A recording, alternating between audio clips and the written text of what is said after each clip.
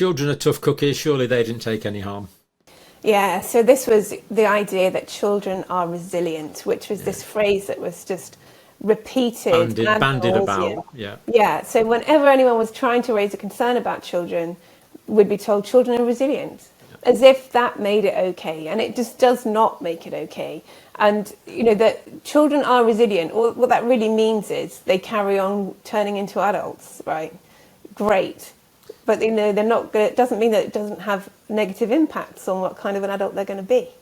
And there are sort of different leagues of resilience. And of course, some children really aren't resilient. There's a whole body of work on what makes a resilient child. And some children aren't resilient, and they're not resilient because they haven't got, good relationships. They haven't got the supportive structures. They've had other trauma.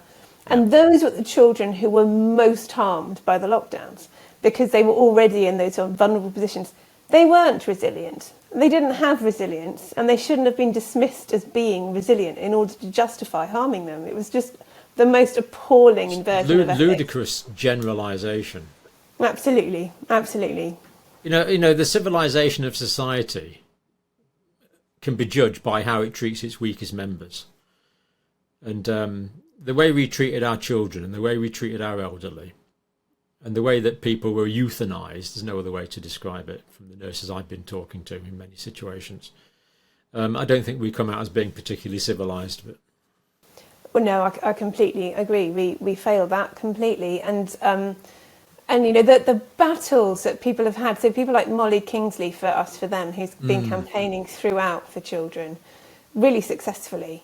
But the battles she's had to fight over it are just extraordinary. I think what she's saying is obvious, and it's very clearly sort of the ethical standpoint that the vast majority of the population would be claim to hold for themselves, and yet she was just up against opposition at every point of the way. And the big one was that when the COVID inquiry did their preliminary terms of reference, what are they going to investigate?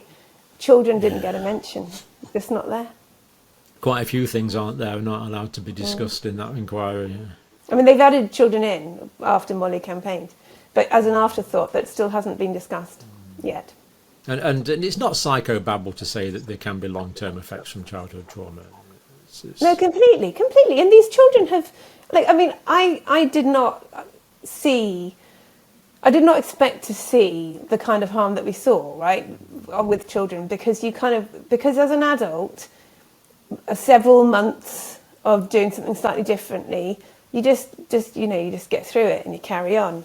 But a year in a child's life is a really, really big deal, because each year has its own milestones, and each child has had one or other of these years just completely destroyed for them, and that has a different impact on different kids. So the sort of impact I've seen a lot of harm with is children who are in year 8 or year 9.